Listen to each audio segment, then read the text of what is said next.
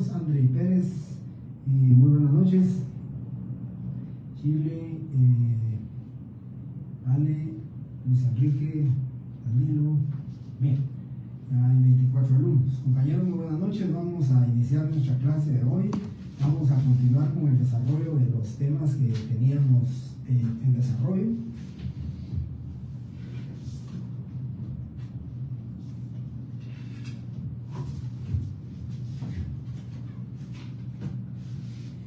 Bien, perdón. Aldo y Jenny XB, buenas noches. ¿Está bien? Compañeros, ya estamos entonces listos para continuar con la clase. Solo un comentario rápido. El día ayer les mandé a ustedes el caso que tienen que redactar, el caso que tienen que practicar, hacerlo. Yo espero terminar, no espero, tal vez no, pero el día viernes voy a terminar la parte de la estructura llamada cierre. La otra sección, a pesar de que tengo un poquito más de tiempo, ahí tengo 1:15, como ustedes, pues me cuesta tal vez 1 hora nada más. Entonces, no creo que termine la parte del cierre hoy, pero ya el viernes que la termine ustedes, el caso concreto que les envié, ya lo pueden ustedes, digamos, redactar, lo van a redactar, van a practicar para hacer ustedes este caso concreto, ¿verdad? Para practicar, y les ofrezco, no igual, pero con mucha similitud viene el examen. Así va a venir planteado el examen, ¿sí? Alguna variable le voy a hacer, alguna variable de lo que voy a explicar en clase va a cambiar, pero es así como ustedes se van a jugar sus 12 puntos. Lo demás va a ser parte teórica, ¿verdad? Bien. Además, decía en la otra sección, van a ser 4, fíjense que solamente 4 representaciones legales son las que yo voy a examinar para el día del examen, solamente 4. La representación legal del administrador, del gerente o del presidente del consejo de administración, que es con acta notarial. La de mandatario, que es con primer testimonio, ya sea mandatario especial, judicial o general con cláusula especial, ¿sí? Y cuando es menor de edad, con la certificación de la partida de nacimiento extendida por el Registro Nacional de las Personas, donde aparece el Código Único de Identificación del menor de edad y lógicamente los datos de la persona o de los padres que ejercen la patria potestad. Bien, entonces saludos a todos. Entonces, compañeros, y les mandé hoy, antes de empezar la primera clase, a las 5:30, 5:25, les estaba enviando a su correo, ¿sí?, una hoja más, una hoja, tercera hoja de trabajo, que es la representación legal del alcalde. Esas 4 representaciones legales las van a tener que aprender, se las van a tener ustedes que estudiar, las deben de practicar para los efectos de su examen. En el examen, cualquiera de esas 4 representaciones las tienen ustedes. Aquí tienen la representación legal del gerente general, aquí tienen la representación legal de un mandatario y la representación legal de un menor de edad, más las que les envié el día de hoy, que es el del alcalde municipal. Ustedes ya tienen sus 4 representaciones legales objeto del examen, que todavía pues, no sé si ya salieron los horarios de exámenes, pero en todo caso, compañeros, ya estamos preparados. Bien, esa era la información. También solo quiero leerles, compañeros, porque les decía que para mí era algo solemne, no solamente la trascendencia social, personal para mí, de haber conocido pues en persona, porque se conocía en público, ¿verdad? En medios periodísticos, en medios televisivos, radiales, conocíamos muy bien, pero para mí haberlo conocido y que había firmado una escritura, darme el gusto de poner ante mí les quiero leer rápidamente esto de la parte de introducción. Dice: primero comparece el gerente general de la empresa, ¿verdad?, quien está autorizado debidamente para donar el inmueble que vendió. Donó un terreno ahí en Prados de Villahermosa, ahí es donde se encuentra construida la iglesia católica, ¿sí?, de Prados de Villahermosa.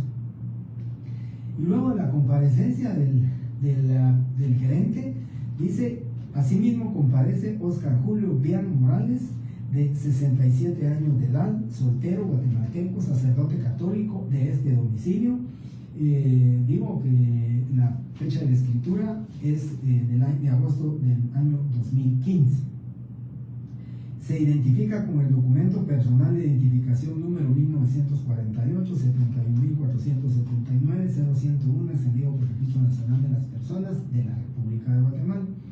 Entonces, dice, ¿quién comparece en su calidad de representante legal de la Iglesia Católica Arquidiócesis de Guatemala? Calidad que acredita con la certificación del oficio número 937/10 de fecha 14 de octubre del 2010, extendida por el pontífice en la ciudad del Vaticano. Y les leía a ustedes el seguimiento, mediante el cual se ampara y reconoce el nombramiento del arzobispo metropolitano de Guatemala como representante legal de la Iglesia Arquidiócesis de Guatemala, Arquidiócesis de Guatemala. Esa es la representación legal, compañeros, de la Iglesia. Me preguntarían ustedes, bueno, y si está, ¿por qué no pregunta eso? El problema, compañeros, es que yo asumo que en mi clase yo prefiero darles a ustedes lo que común, corrientemente van a ustedes en su existencia de notarios y cuando presten su función notarial, situaciones y circunstancias que vayan a ocurrirles a ustedes, que puedan ocurrirles. Esto es de verdad muy difícil. Yo en 39 años que llevo de ejercicio profesional, la que puedo decir, la representación legal que para mí fue un honor, no solo por la brillantez del arzobispo como personaje de Guatemala, sino que haberlo conocido personalmente, haberme dado la oportunidad de poner él ante mí y firmar en mi presencia. Pues de ahí, de verdad, les podría decir, no tengo ningún personaje más.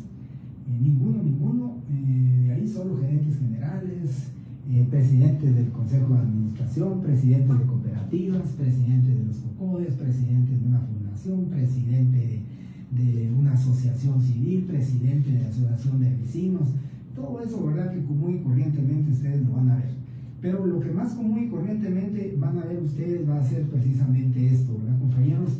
El nombramiento de representante legal de un gerente, de un mandatario, que el mandatario lógicamente representa a una persona jurídica individual y también puede representar a una persona jurídica colectiva. En el caso del mandato o el mandatario, ahora se recuerdan, había puesto de ejemplo Leches Sociedad Anónima. Si Leches Sociedad Anónima le entrega un mandato a una persona individual, esta persona individual va a ser su mandatario, pero el mandato tiene que estar inscrito tanto en el registro de poderes como en el registro mercantil general de la República. Eso es básicamente, compañeros, lo que les estoy comentando. La diferencia es acta notarial para gerentes, presidentes del Consejo de Administración y administradores únicos. Mandato, escritura de mandato para mandatario judicial, para mandatario especial o para mandatario general con cláusula especial o mandatario general. Eso es. Y si fuera menor de edad, ya saben ustedes que el menor de edad se va a acreditar la representación con la certificación de la partida de nacimiento extendida por el RENAP, en la cual consta el código único de identificación y la fecha que se fue extendida, el funcionario que va a ser el registrador civil del Registro Nacional de las Personas. Esa es la forma de acreditarlo. Y luego, si se dieron cuenta o si ya tuvieron la oportunidad de leerlo, solo un favor, ahora que es solamente un favor para un solo de los alumnos que me haga el favor. Cuando yo mande un documento, tan solo un alumno, un emoji que me mande o que me diga recibido, yo ya entendí que lo recibieron. El año pasado, pues habían varios alumnos que escribían que gracias, que recibido, que bueno. Pero en las últimas hojas que le he mandado veo y no me acusan de recibido, y entonces a veces me queda duda. Mi hija me dice, mira, ya se mandó y entonces el documento está enviado. Como para la virtualidad, pues los hijos de uno son los que lo regañan y los que le enseñan a uno, pues yo todavía me quedo con la duda y digo hasta que mire que alguien me conteste que lo recibió, y así que lo recibieron los demás. Así que como único favor para uno que me quisiera hacer el favor de ponerme recibido, suficiente, compañeros, para poder yo tener la certeza de que ya lo recibieron. Entonces, les comentaba,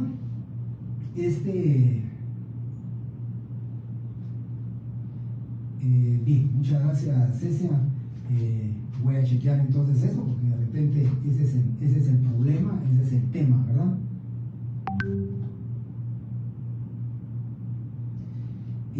Correctamente, Jessy. Entonces, hoy mismo que venga mi hija, me pediré favor de que me lo tire. Yo de verdad desconozco eso, pero hoy voy a pedir favor para que, pues ahora ya sé por qué no me han comentado. Muchas gracias por decírmelo. Me siento más tranquilo de que sí han recibido ustedes esto. Les ofrezco que para el día viernes ya tienen ustedes la opción correcta. Entonces, compañeros, les decía,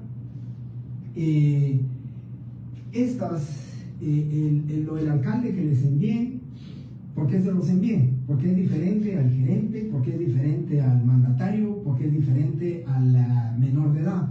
¿Por qué razón? Porque es un funcionario público. Y recuérdense, compañeros, que el funcionario público, ¿sí?, no es nombrado. ¿Sí? El alcalde municipal son electos. El alcalde municipal es un funcionario público, pero electo. ¿Sí?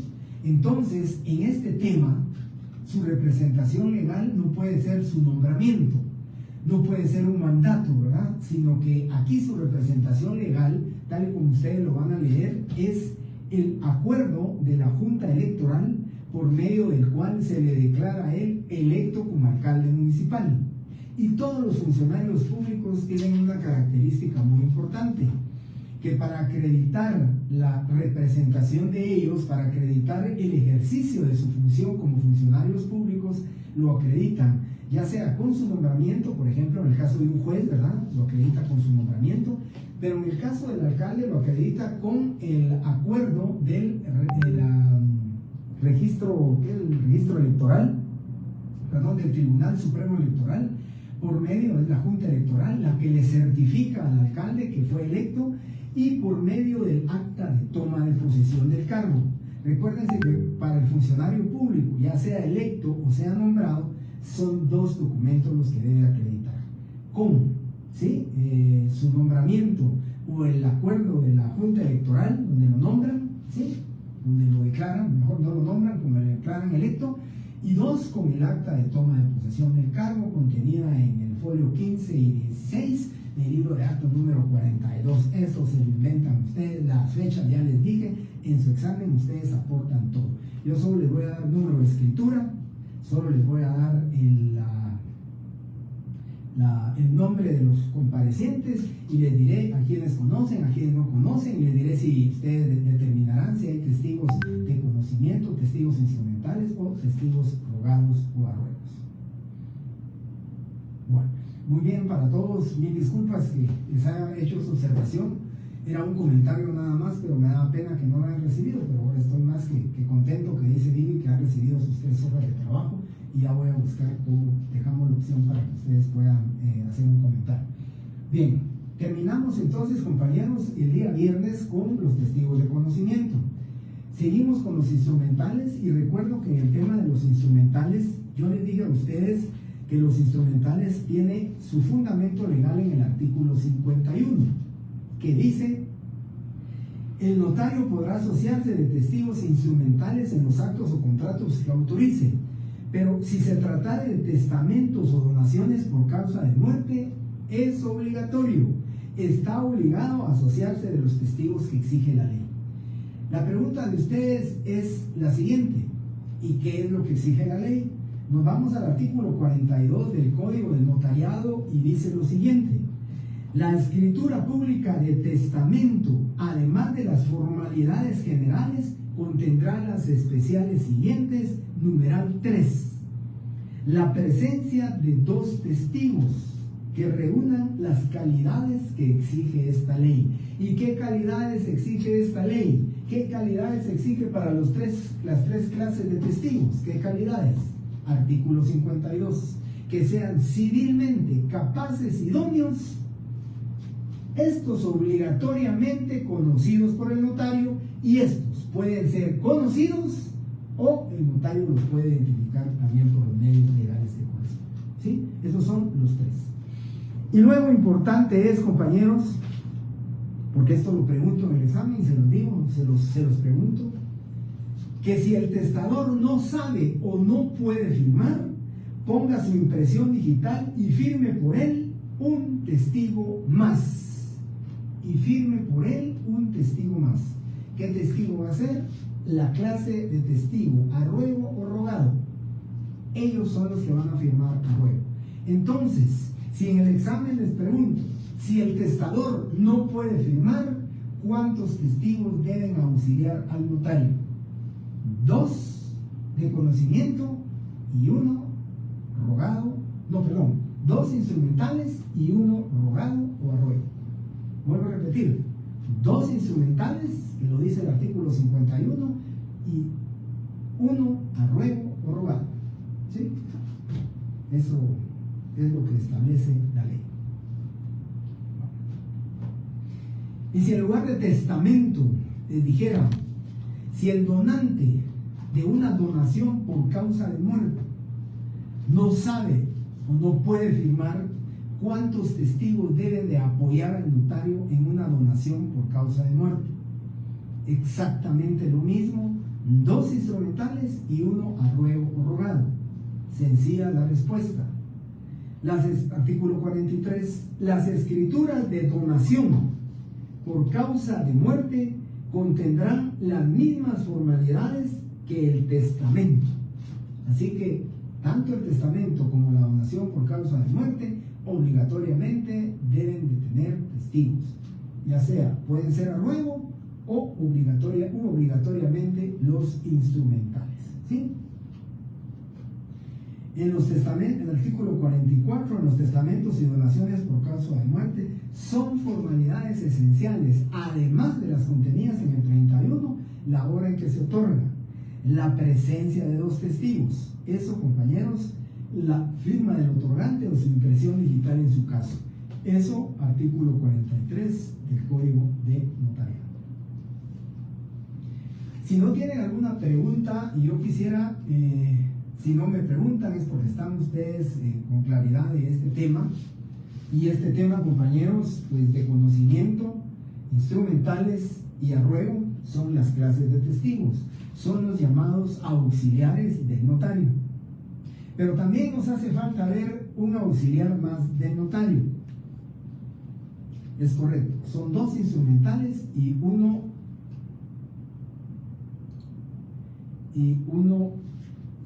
a ruego o rogado, ¿no? Si no sabe o no puede firmar. Bien.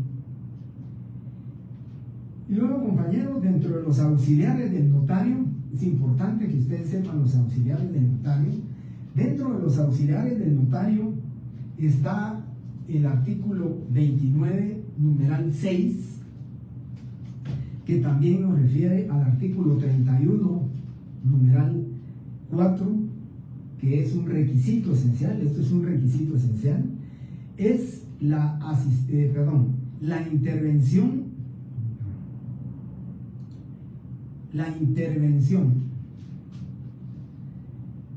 Wilson Haroldo, los testigos instrumentales son los que están contenidos en el artículo 51. Dice la ley que pueden ser en cualquier escritura, los puede hacer uso el notario, o en su defecto es obligatorio que en testamentos y donaciones por causa de muerte tienen que haber 2 testigos instrumentales en el testamento. Lo dice el artículo 42 y también lo reafirma el artículo 44 del Código de Notariado. ¿Sí? Bueno, entonces les decía, el intérprete o traductor jurado.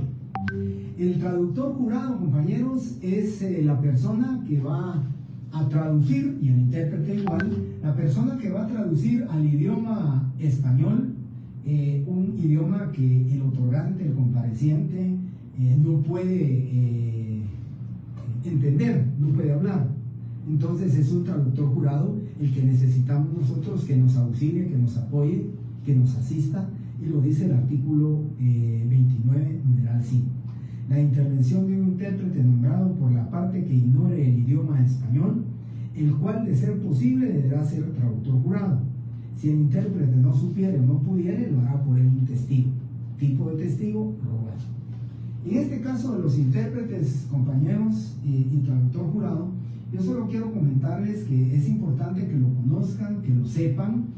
Yo ofrecí y lo voy a hacer. Les voy a enviar a ustedes una hoja en la cual está la comparecencia de un testigo, de un traductor jurado o de un intérprete, para que ustedes lo tengan, para que ustedes lo guarden, para que ustedes lo puedan guardar. Posiblemente el otro año les hagan hacer una escritura pública completa con la comparecencia de un ciudadano brasileño que solamente habla en portugués, y entonces van a tener que hacer la comparecencia de un traductor jurado. Yo en el examen no lo voy a preguntar, así que es para que conozcan, es para que sepan el traductor jurado que tiene que comparecer, es obligatorio. El requisito esencial, si una persona no habla el idioma español, que es, ya saben, la Constitución, el Código Notariado, la Ley de Organismo Judicial, la Ley de Extranjería, la Ley de Nacionalidad, nuestro idioma español es, ¿sí? Perdón, el idioma oficial es el español, de tal manera que si alguien no sabe el español, tiene que haber un traductor jurado, un intérprete. Por ese motivo yo no se los voy a preguntar. ¿Y por qué? Trato la manera, compañeros, a veces por factor tiempo, ya ustedes el otro año o cuando estén estudiando su privado van a ver la inmensidad de abanico o de abanicos que van a encontrar ustedes para estudio, pero tienen que refrescarlo. Yo siempre he dicho y pienso que con mis cátedras, con mis clases, muy modestamente, traslado a ustedes lo que a mí mi casa de estudio me enseñó, lo que mis profesores me enseñaron, lo que estudié para mi examen privado, lo que terminé de estudiar precisamente con ese examen. Pero yo les quiero enseñar lo que posiblemente las incidencias notariales que más, digamos, comúnmente puedan ocurrirles. Por ejemplo, hoy solo les leí lo de Oscar Hugo Bian y les digo, en 39 años no tendré ningún personaje más y creo que ya no lo voy a tener. Pero luego también, compañeros, en 39 años tan solo un traductor jurado hice constar yo, comparecer en una escritura pública. Comentaba en la otra clase, la empresa construyó Altavista Golf y Tennis Club aquí en San José Pinula hace muchos años, demasiados años, hace unos 15 o 20 años. Ellos construyeron ahí y entonces tenían que hacer un campo de golf, no sé cuántos son los hoyos oficiales, 18 o 19, eso no lo sé yo. Pero recuerdo que buscaron a un especialista de green, ellos le llaman el green, que es la capa de grama, ¿verdad?, que tienen ahí en los campos de golf, para que viniera a asesorar o para que dirigiera, para que revisara, para que inspeccionara la grama, su colocación, su riego, su cuidado. Entonces se le tuvo que hacer un contrato de prestación de sus servicios. No eran profesionales, porque me hicieron la pregunta en otra clase. Él no, él por su expertise lo logró y lo encontró precisamente por la gran experiencia que tenía en campos de golf. Es como un jardinero que no es profesional de la jardinería, pero un jardinero que lleva 20 años ya sabe qué plantas la debe cortar a tal altura, qué tipo de grama, qué tipo de tierra, qué tipo de flor, todo eso lo sabe. Muchas veces el jardinero lo sabe mejor que un ingeniero agrónomo que no tiene la práctica de la tierra, que no tiene la práctica de las plantas. Entonces se le hizo un contrato y él era francés, ¿verdad? Me imagino, no ha fallecido. Era unos 5 años también mayor que yo en esa época. Entonces alguien consiguió a un francés residente en Guatemala, que hablaba perfectamente el idioma francés, y él hizo el favor, ¿verdad? Y entonces la comparecencia es que él comparecía en su calidad de intérprete, porque no era traductor jurado, y declaró bajo solemne juramento y de conformidad, estaba en conformidad con la ley, que él sabía traducir del idioma francés al idioma de Guatemala. Él compareció en la parte final, dice constante que se lee lo escrito a todos los otorgantes, quienes enterados de su contenido, objeto, validez. No, se lee todo lo escrito a los otorgantes, a excepción del señor tal y tal, quien, el traductor jurado que comparece en el presente instrumento, le da lectura al contenido del mismo en idioma francés traducido al idioma español. leen lo escrito los otorgantes y enterados de su contenido, objeto, validez, lo aceptan, ratifican, firman y firman los otorgantes. Y ese es el único que yo tengo, compañeros, que yo recuerdo, por supuesto, ¿verdad? Y de ahí, pues, solamente les sugiero en una escritura pública. Aquí hay mucho coreano. Los coreanos de verdad tienen una habilidad muy grande para poder hablar el español de manera muy rápida. No lo hacen con mucha rapidez, no lo hacen bien, pero lo hablan. Ellos dicen que lo hablan. Entonces, regularmente los coreanos, yo he hecho un par de contratos de arrendamiento y ellos regularmente dicen sé español. Yo sé español y ellos dicen sé español. Piden escritura para leer los sellos y que lo quieren leer, y si uno se la lee dice que entienden. Entonces, compañeros, lo que uno debe salvar es su responsabilidad. Entonces, en la comparecencia de la misma dice, comparece el señor tal y tal coreano, y al final dice, manifiestan los otorgantes que en idioma español, que entienden y hablan, yo hasta le agrego la palabra perfectamente, otorgan el siguiente contrato de compraventa o contrato de arrendamiento. Entonces, con eso salvo mi responsabilidad. Ellos dijeron que hablan, ellos dijeron que entienden perfectamente, ya después, si firmaron, están aceptando el contenido íntegro del presente contrato, ya no es responsabilidad del notario, ¿verdad?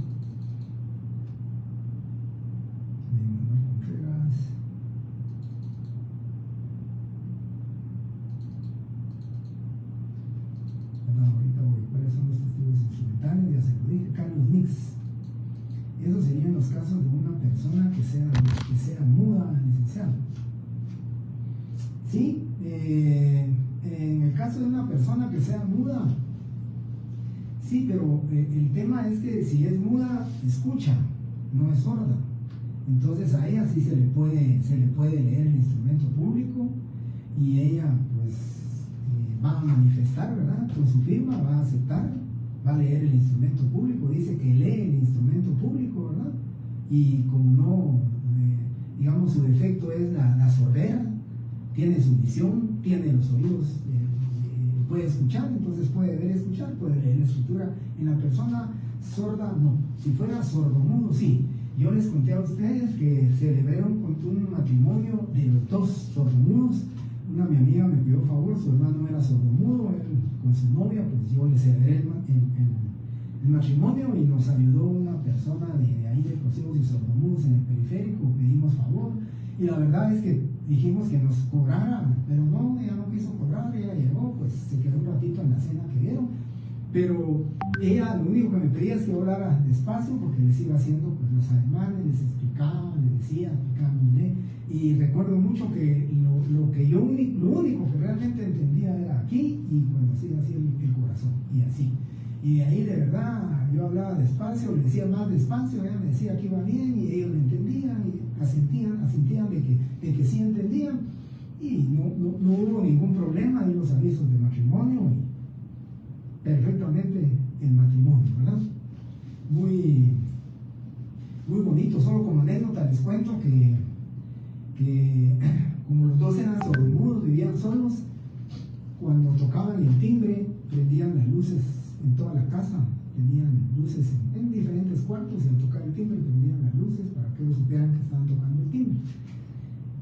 Y entonces de día lo que tenían eran ventiladores en el comedor, en el cuarto y en la cocina. Cuando tocaban el timbre prendían el ventilador, entonces cuando sentían aire sabían que estaban tocando el timbre. Pues les digo, siempre hay situaciones y formas y circunstancias de resolver los temas y los problemas que se le plantean a un notario. Ya vamos a ver quiénes no pueden ser testigos, ya lo vamos a ver, y ahí están incluidos los sordos, mudos y ciegos, no pueden ser testigos, ¿no? Bien, entonces ya le contesté a Carlos que si es muda y puede leer y puede escuchar, no tiene ningún problema porque ella firmará la escritura, ¿verdad? Entonces no tenemos problemas en ese sentido. Bien, terminé lo del traductor jurado. Paso ahora entonces, tengo muy poco tiempo, pero tal vez hasta las 5 les voy a pedir favor que nos quedemos.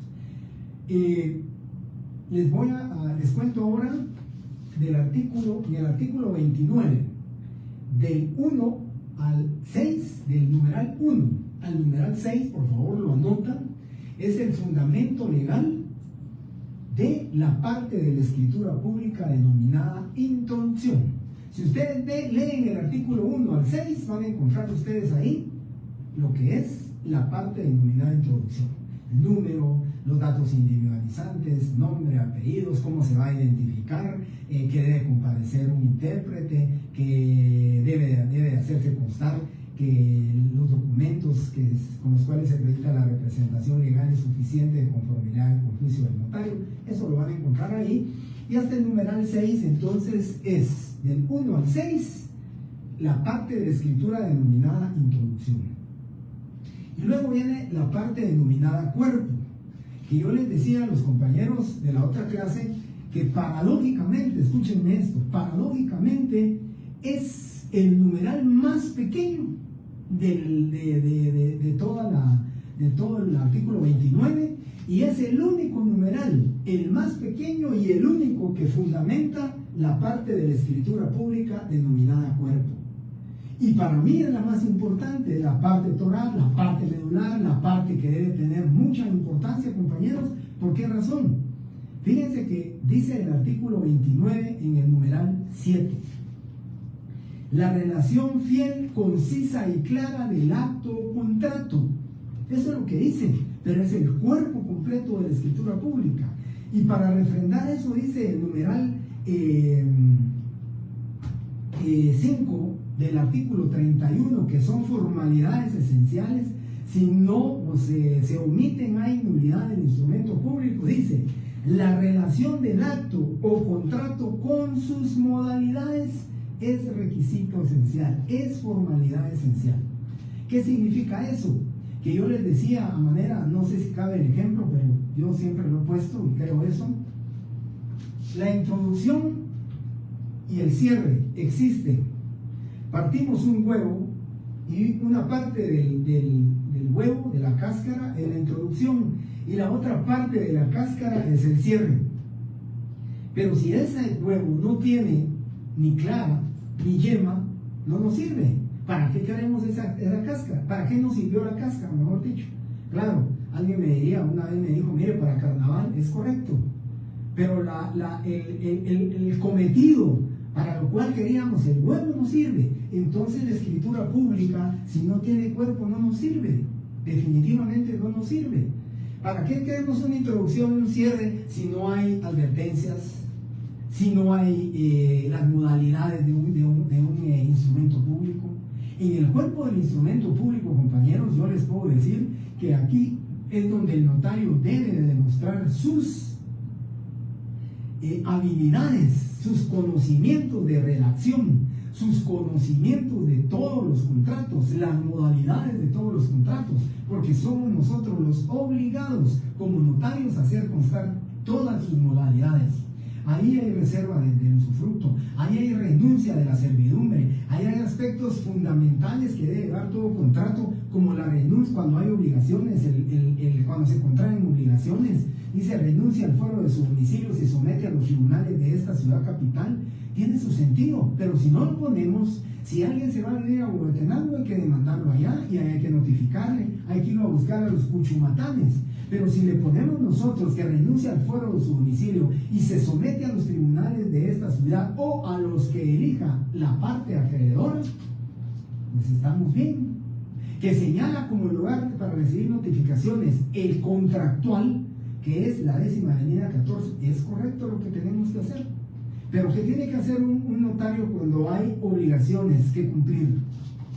Tiene que fijar un plazo, tiene que fijar un interés, tiene que fijar una forma de pago, tiene que fijar un lugar de pago, tiene que fijar la cantidad a la cual se está obligando. Si no, compañeros, si no se fija, por ejemplo, me dirán ustedes, pero es que si no fija la forma de pago, pues entonces, compañeros, dice la ley, hay que ir ante un juez. ¿Por qué instar a un juez, a un juzgado, para que el juzgador diga, bueno, como no hay no dice lugar de pago ni forma de pago, pues la forma de pago va a ser bimensual o va a ser trimestral, como el juez quiera, o la puede poner quincenal, y puede poner el lugar de pago se le ocurre a él, mire, ¿usted dónde vive? Es que yo vivo en Puerto Barrio, Livingston. Bueno, entonces que ahí se haga el pago, y ahí lo van a hacer. La situación es la responsabilidad del notario cuando él, con esa claridad, con esa prácticamente su redacción donde dice fiel, clara, concisa, no por mucho escribir se va a hacer una buena escritura, la escritura concisa. Yo recuerdo aún mi profesor que decía, no por mucho escribir se va a redactar mejor. La mucha escritura puede llevar a confusión, o se puede llegar a tener incongruencia entre una cláusula y la otra cláusula. Entonces, compañeros, seamos concisos, seamos claros al momento de nuestra redacción, ¿sí?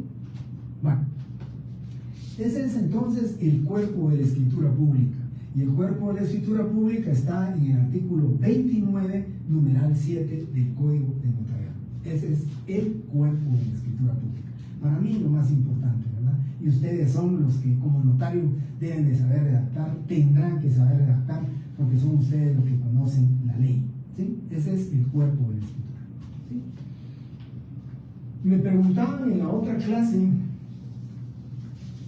muy acertadamente y muy oportunamente, que el cuerpo de dónde a dónde está en nuestra escritura número 75 que yo les envié.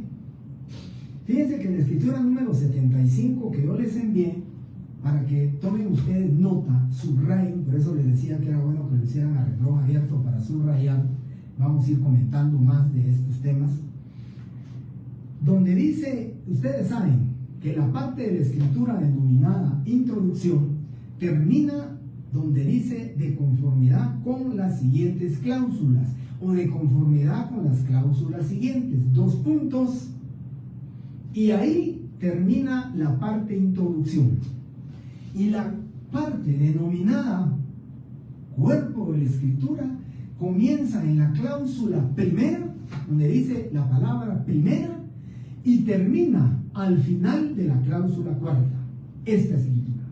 Pero si fuera una sociedad anónima que está la 23ª cláusula, 23 cláusulas, entonces al terminar la cláusula 23, termina la parte denominada cuerpo de la escritura pública.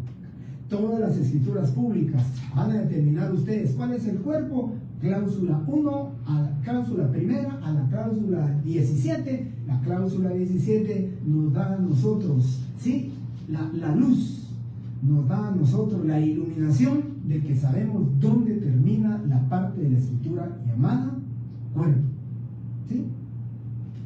Me dicen algunos, y si alguna escritura no se hiciera con cláusulas, puedo asegurarles, compañeros, que no hay ninguna escritura que ustedes vayan a ver que no tenga cláusulas. Precisamente el artículo numeral 7 del artículo 29 dice la relación fiel, clara y concisa. Clara, la claridad se la dan las cláusulas. Tenemos unos antecedentes, tenemos nuestra parte dispositiva, donde ya les dije, se hacen las reservas, donde se pone el interés, el lugar de pago, la forma de pago, el capital adeudado, todo eso. Yo decía en la otra clase, si no le ponemos interés, el juez se va. Y si a un banco que cobra el 28% de interés anual, el banco se lo va a fijar en 6.5%. ¿Y de quién es esa responsabilidad por haber omitido el interés? Del notario. El notario fue el que redactó. Claro, el notario dirá, bien advertido de su contenido, objeto, validez y efectos legales, lo acepta. Claro, el representante legal del banco, bueno, usted la leyó y la firmó, usted estaba de acuerdo así que no habían intereses. Pero honestamente, desde el punto de vista, llamémosle moral, ético del notario, es él el que tenía la obligación de hacer constar los intereses, ¿sí?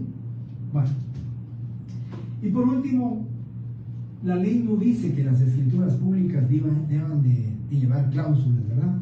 La ley no dice expresamente, el notario redactará por cláusulas la parte de la escritura llamada cuerpo. O el numeral 7 del artículo 29 no dice la relación fiel, clara y concisa del acto y contrato por cláusulas. No lo dice la ley. No hay un fundamento legal expreso, ¿verdad? Pero sí hay un fundamento legal del cual nosotros podemos prácticamente demostrar, o del cual se genera, o podemos decir, bueno, de ahí viene esto, ¿verdad?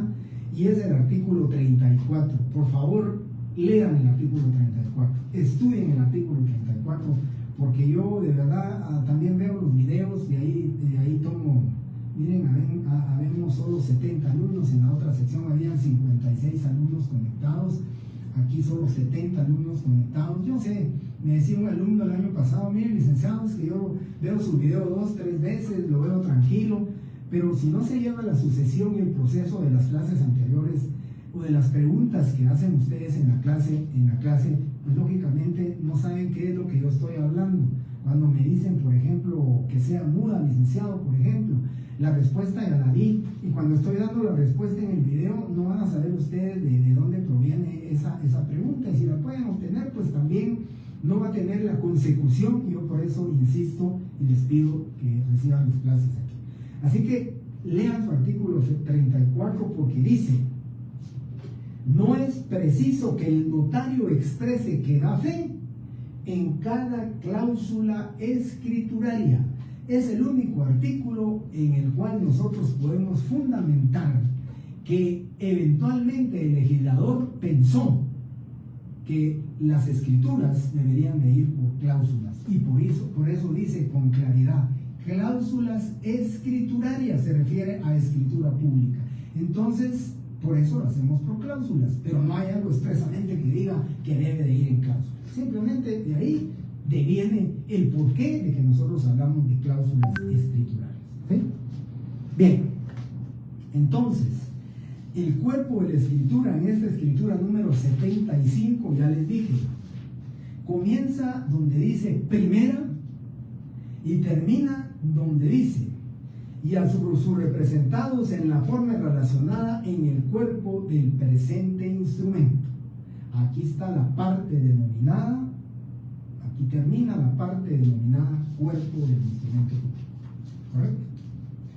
Si no tienen alguna pregunta, compañeros, si no tienen alguna pregunta, algún comentario, voy a iniciar con la parte de la escritura pública denominada cierre.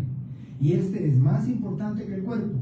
No la importancia que yo le di, o que yo digo que la importancia que tiene el cuerpo de una escritura pública desde el punto de vista de la función notarial, de lo que realmente preservamos nosotros como notarios, la seguridad y la certeza jurídica, no, sino que la importancia para su examen.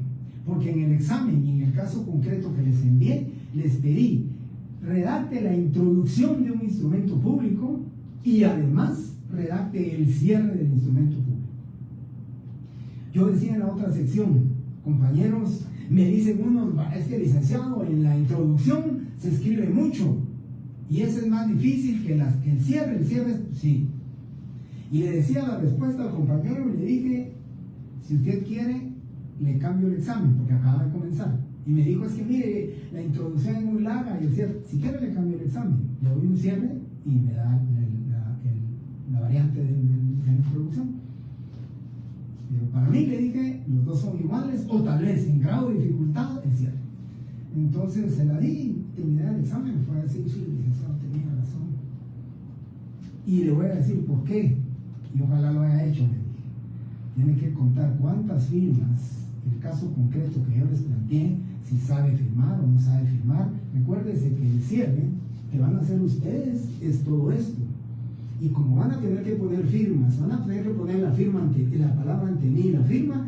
En el caso concreto, yo les digo: el señor Carlos Antonio Rivera no porta documento de identificación, usted no lo conoce, por consiguiente, identifíquelo por el medio legal correspondiente. Don Carlos Urbina va a poner su impresión digital, ¿sí? Entonces va a ir un testigo a ruego y va a firmar ese testigo. Es una impresión digital y una firma más. Pero si utilizamos testigos de conocimiento, van a ser 2 testigos más. Entonces va a ir la firma de la persona que identificamos de conocimiento, es una firma, más los 2 testigos de conocimiento, son 3 firmas, más la firma del testigo rogado, más la firma del comprador o del vendedor, y una impresión digital. Y yo las cuento, son 5 firmas, una impresión digital, el ante mí y la firma del notario. Entonces yo lo que cuento son 5 firmas. No incluyo la del notario, porque obligatoriamente tiene que ir la del notario. Siempre eso no se les va a olvidar. El ante mí, la firma del notario, no se les olvida. Entonces ponen el ante mí, pero cuento 1, 2, 3, 4, 5 firmas, una impresión digital, es correcto. Entonces yo siento que el cierre escribe menos pero el grado de dificultad es un poquito mayor, ¿sí? Por eso, lógicamente, pues en las dos variantes, pues en uno dirán escribí mucho, en el otro dirán escribí poco, pero tienen que tener ese cuidado de las cifras, ¿correcto? Bien, ¿estamos listos, compañeros? Solo contesten uno que me diga, ya estamos listos para...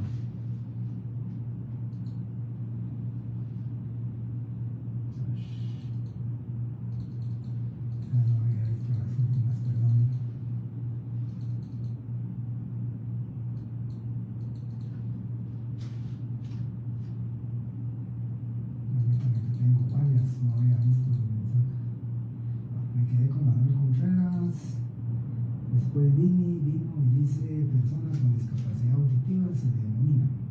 Perdón, Vini, muchas gracias por comentármelo.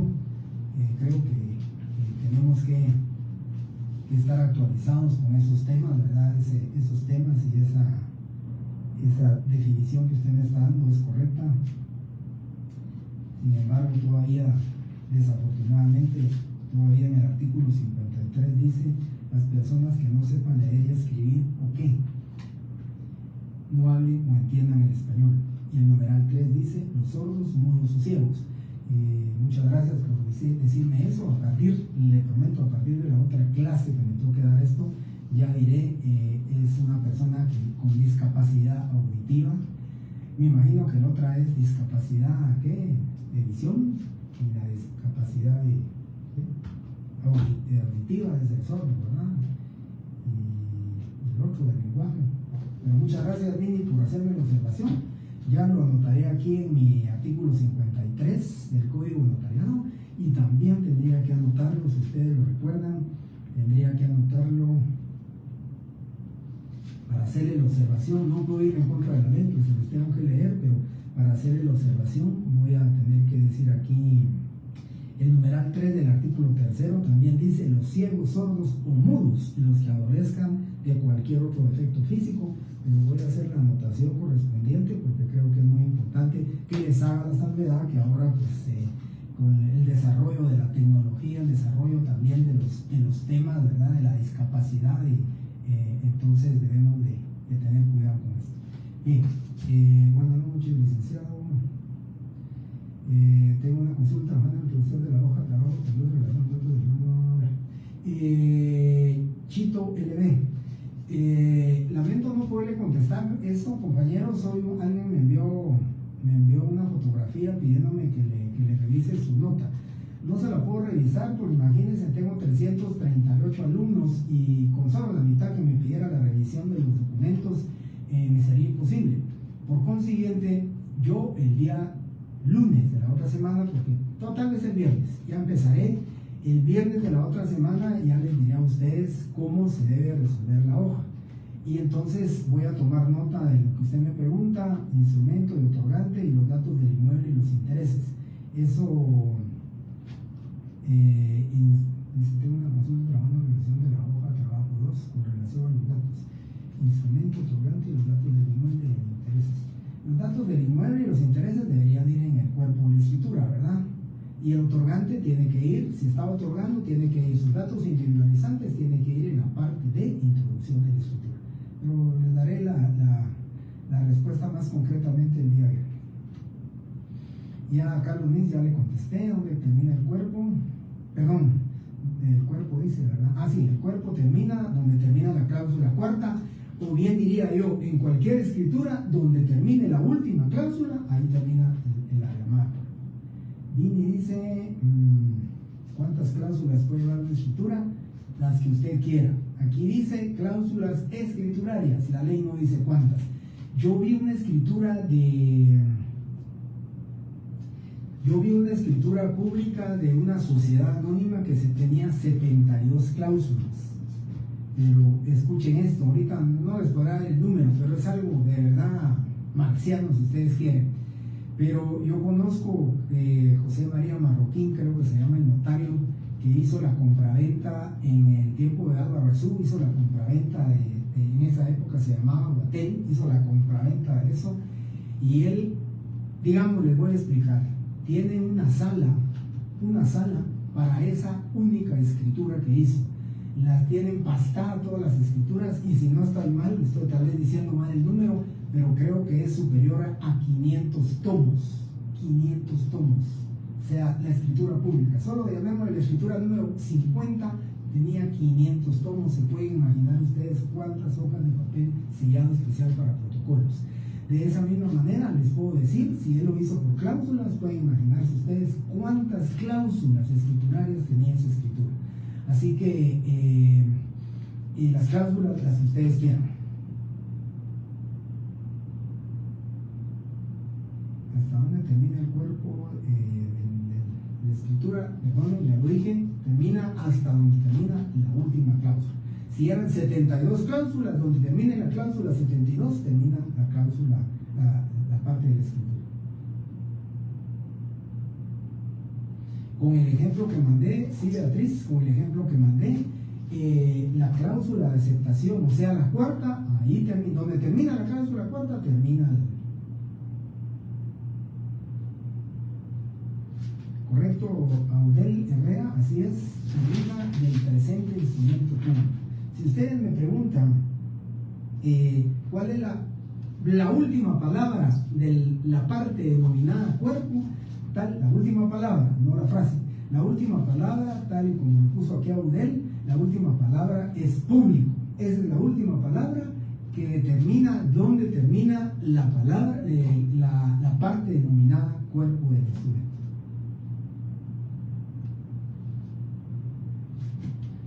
Jessy Aldana, correcto.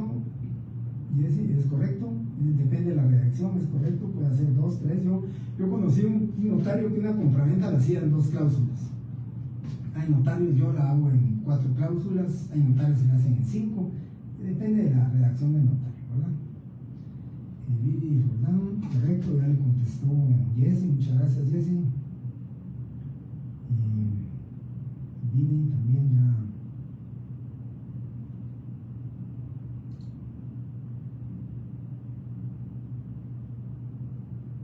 Tengo una consulta. Trabajando aquí hasta arriba. Beatriz.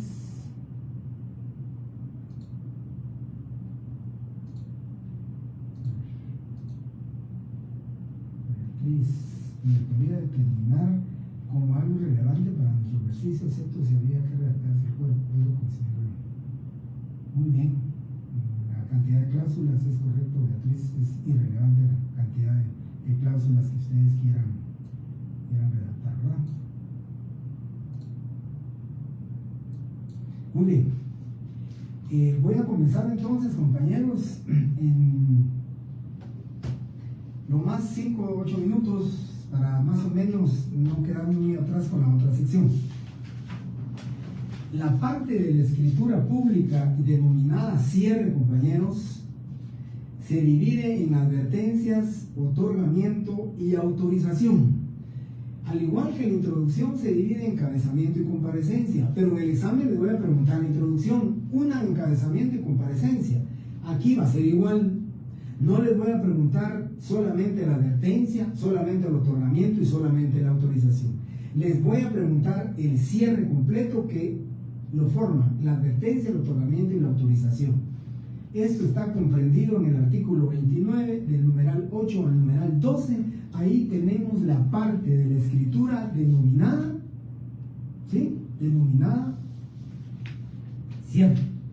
Bueno, entonces empezamos. La parte de la escritura pública, aquí sí va a variar. Para los que trabajan con notarios, me podrán dar la razón. Aquí puede variar de cómo lo hace el notario. Yo solamente pongo doy fe y comienzo. Otros ponen el infrascrito notario. Otros ponen el notario da fe o el notario doy fe. Simplemente que pongan la palabra doy fe y empiezan ustedes a hacer el cierre de la escritura. Entonces, aquí yo les puse el ejemplo, el infrascrito notario doy fe. 2 puntos. Ahí donde dice el infrascrito notario doy fe, si se lo van a aprender y lo quieren estudiar de esta forma, es correcto, compañeros. Así estudianlo y así lo pueden hacer. Si solo comienzan con doy fe, que todo lo escrito me fue expuesto, que tengo a la vista el documento de identificación relacionado y descrito, así como testimonio de la escritura pública número 225 de fecha 19 de septiembre del 2014, autorizada en esta ciudad capital por el notario Wilson Estuardo Valle Quinoa, ¿sí? Aquí estoy leyendo toda la parte de la escritura denominada advertencias.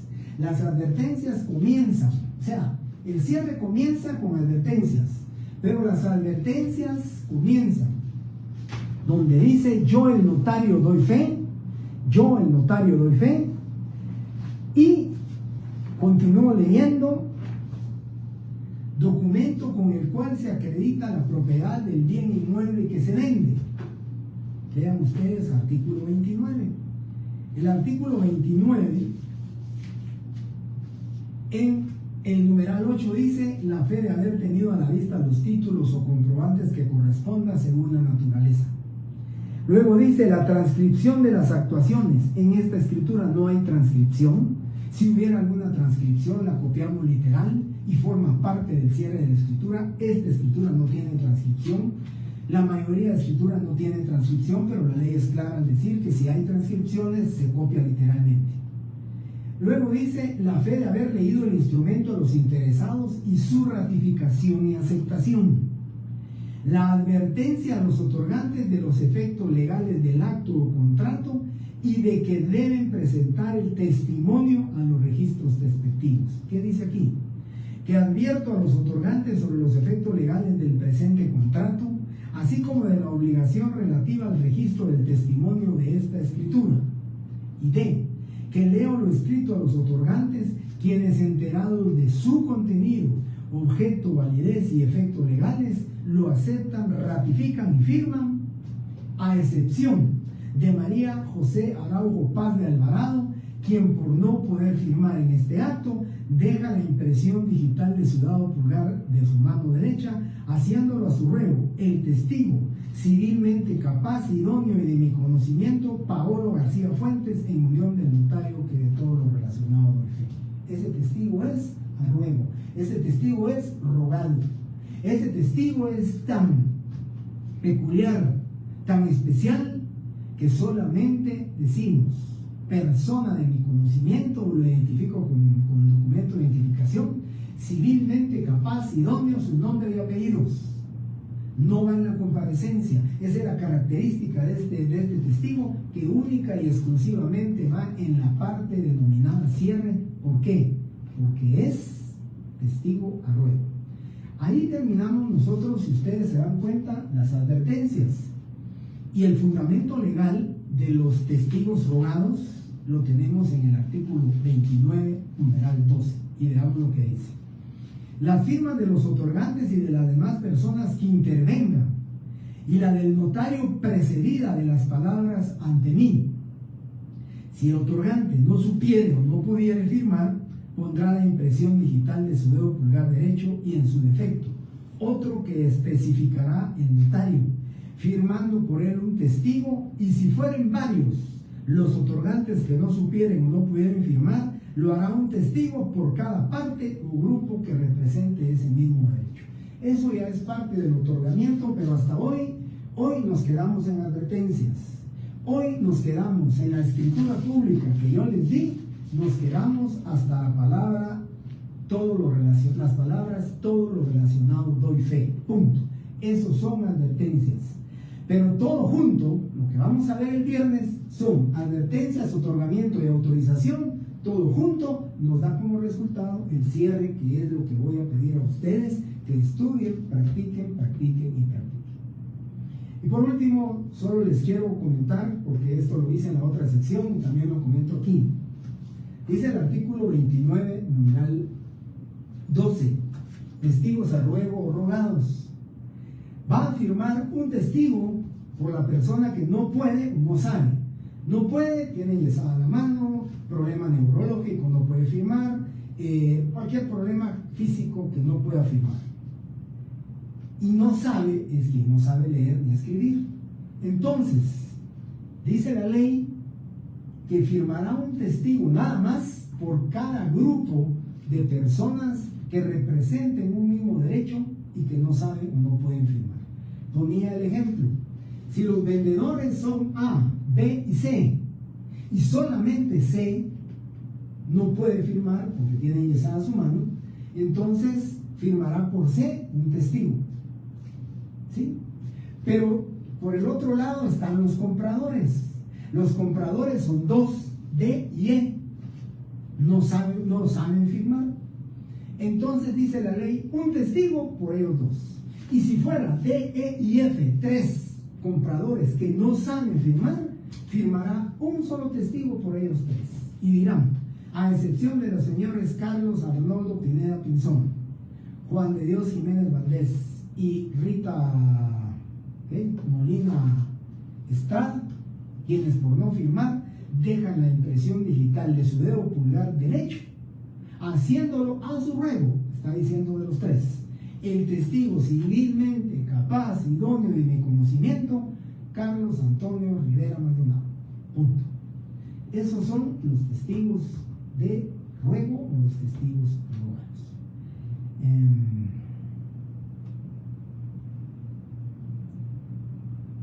Muy bien. Entonces, compañeros, voy a tratar la manera de que mi hija me apoye con esto, de que ustedes pueden contestar que sí lo recibieron. Voy a enviarles, voy a ver qué les envío. Algo les enviaré de lo que platicamos el día de hoy. Algo les voy a enviar para que pueda yo constatar que ya dieron la opción para poderlo hacer. Compañeros, muchísimas gracias por su tiempo. Les robé 7 minutos según mi control y mi reloj. Muchas gracias por estar ustedes aquí presentes. De verdad que es un gusto para mí poderles transmitir y trasladar los modestos conocimientos que tengo y que mi casa de estudio me dio. Muchísimas gracias, compañeros. Que tengan muy feliz noche. El viernes estaré con ustedes, primeramente Dios, a las 7 de la noche para que continuemos con este tema de la escritura pública. Muchísimas gracias, compañeros.